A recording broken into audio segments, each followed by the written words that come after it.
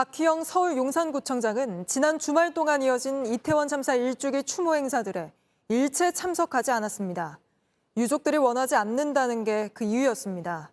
그런데 일주기 하루 전인 지난 토요일, 박 구청장이 어떤 일정을 소화했는지 보여주는 이 사진을 JTBC 취재진이 입수했습니다. 구청장 항의 방문으로 온 이태원 유족들을 막아서며 맞불 집회까지 열어줬던 단체가 가을 소풍 가는 걸 배웅하는 장면인데 이건 유족들이 원한 모습일까요? 비판이 커지고 있습니다. 김지훈 기자의 단독 보도입니다. 관광버스 앞에 사람들이 모여 있습니다. 가장 오른쪽 한 여성이 서 있습니다. 박희영 용산구청장입니다.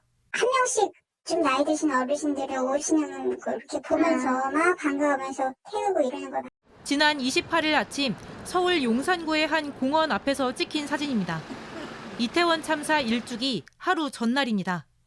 이 산악회 행사를 연 건 용산 하나로회입니다. 이 단체는 지난 8월 용산구청 앞에서 유가족은 무법자들이라는 현수막을 내걸었습니다. 참사 유가족들에게 떠나라고 소리까지 쳤습니다. 지난 6월엔 이 단체의 청년 회장이 이태원 참사를 헬로윈 사고라고 불렀습니다.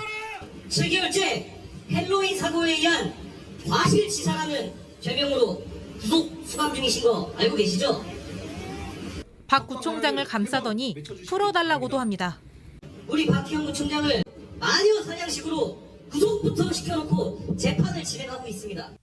용산구청은 박 구청장이 행사에 간 건 맞다고 했습니다. 다만 구와는 관계없는 친목 모임으로 인사해달라는 요청에 따른 것뿐이라고 설명했습니다. 박 구청장은 보석으로 풀려난 뒤 1년여 동안 유가족의 면담 요청을 거부했습니다. 그러다 이태원 참사 일주기를 하루 앞두고 유가족을 무법자라고 부르는 단체의 행사엔 참석했습니다. JTBC 김지훈입니다. 전쟁 소식으로 이어갑니다. 지상전을 확대한 이스라엘이 밤사이 가자지구 북부 일부를 점령하면서 이렇게 18년 만에 이스라엘 국기가 가자지구에 휘날리는 장면까지 나왔습니다. 급기야 이스라엘이 긴급 요청이라며 주민들 대피를 요구해 대대적인 공격이 임박했다는 분석도 나옵니다. 이러다 주변국들이 전쟁에 뛰어들 거란 우려 역시 커지는데 먼저 정종문 기자가 보도합니다. 한 건물 위에서 병사들이 이스라엘 국기를 흔듭니다. SNS에 올라온 이 영상에 따르면 이스라엘군이 가자지구 북부를 점령한 걸로 보인다고 외신들은 전했습니다. AFP 통신은 이스라엘군 탱크가 가자지구의 중심 도시 가자시티 근처까지 진입했다고 보도했습니다. 이스라엘은 지난밤에도 땅굴에서 나온 하마스 대원들과 교전 끝에 수십 명을 사살하고 무기 저장고와 은신처 등을 파괴했다고 밝혔습니다. ההתפנות דרומה היא לביטחונם האישי. היום אנחנו מדגישים, זוהי קריאה דחופה. 지상전이 본격화되면서 가자지구의 인도주의적 위기는 격화됐습니다. 식량이 부족해지자 주민들이 유엔 구호기관 창고를 급습하는 일까지 벌어졌습니다. Wheat flour was taken and other supplies like hygiene kits and cleaning material from our warehouses. This is an indication that people in Gaza have reached a breaking point. 29일 가자지구로 33대의 구호 트럭이 추가로 들어갔지만 최소 100대가 필요하다는 유엔 요구엔 턱없이 모자랍니다. 한편 한 국제 구호 단체는 지난 3년간 전쟁으로 숨진 어린이 통계를 분석한 결과 지난 3주간 가자지구에서 숨진 어린이가 3,000명을 넘어 전 세계 다른 분쟁 지역에서 1년간 숨진 어린이들을 모두 더한 숫자보다 크다고 밝혔습니다. JTBC 정종문입니다. 윤석열 대통령이 오늘 전세 사기범 지구 끝까지라도 추적해 처단하라고 검경에 주문했습니다. 전세 사기가 전국적으로 잇따르자 나선 건데 이미 수원의 경우 피해액이 500억 원을 넘어섰고 고소인도 340명으로 불어난 상태입니다.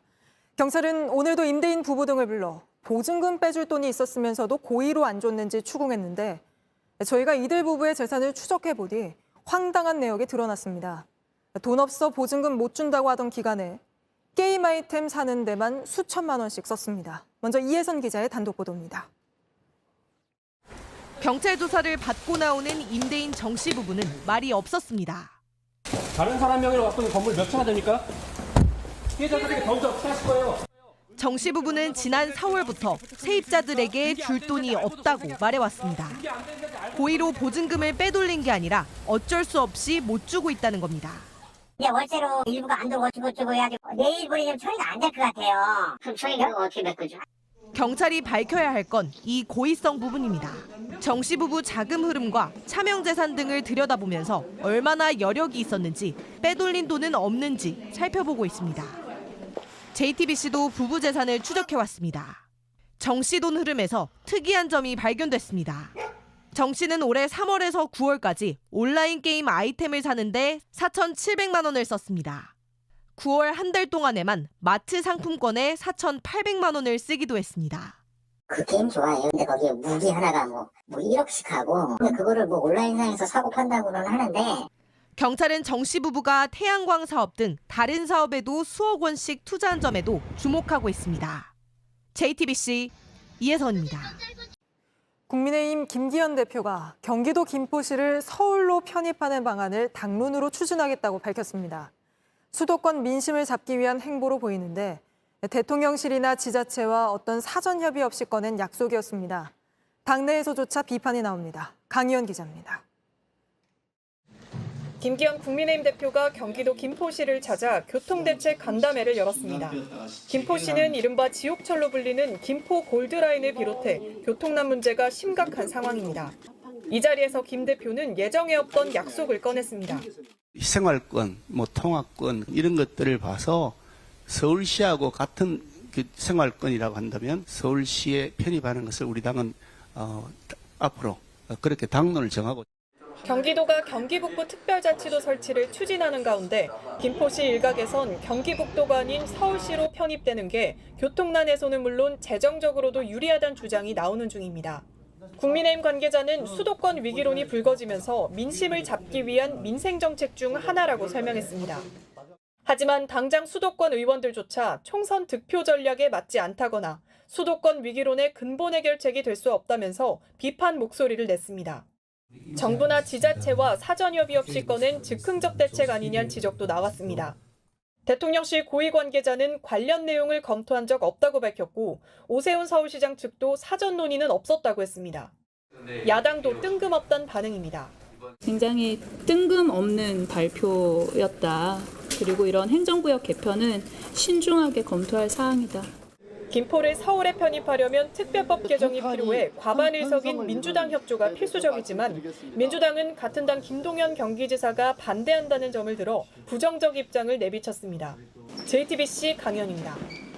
충남 서산에는 식당도 마트도 약국도 없는 섬마을이 있습니다. 그래서 필요한 게 있으면 배를 타고 육지로 나가야만 했는데 더 이상은 아니라고 합니다. 일주일에 2번 하늘에서 약은 물론이고 짜장면과 치킨까지 떨어진다고 합니다. 밀착카메라 이상엽 기자입니다. 주민 100명이 사는 충남 서산의 고파도입니다. 식당도 없는 외딴 곳인데 오늘은 하늘에서 닭다리가 날아오고 짜장면이 떨어진다고 합니다. 마을회관에서 안내 말씀 드리겠습니다. 짜장면을 시키시면은 곧바로 와서 닭다리도 오고. 주민들은 믿기지 않습니다.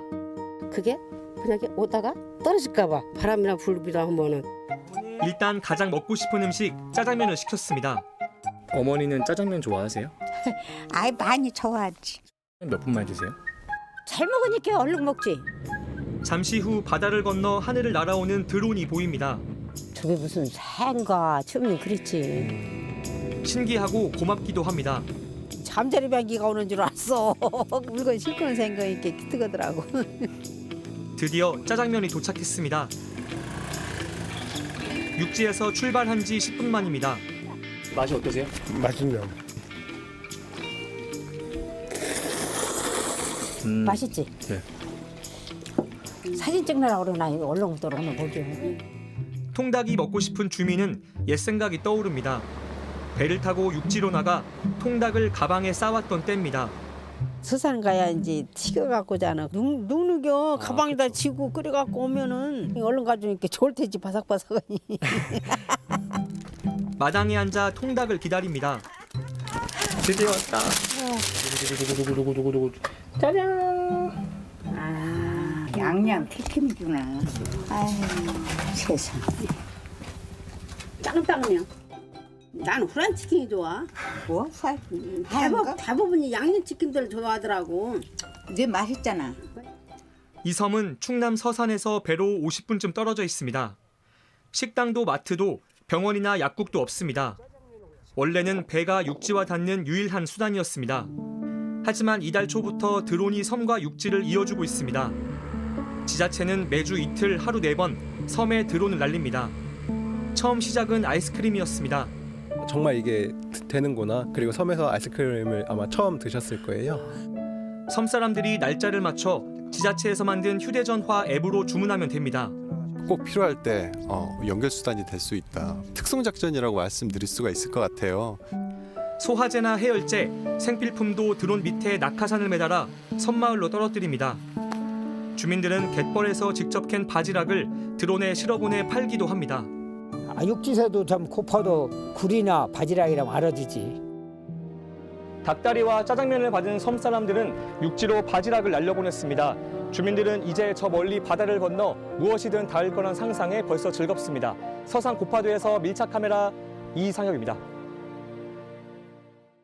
안녕하세요. 뉴스룸 앵커 한민용입니다. 오늘도 JTBC 뉴스룸을 시청해주신 여러분 고맙습니다. 오늘 저녁에도 뉴스의 현장에서 찾아뵙겠습니다.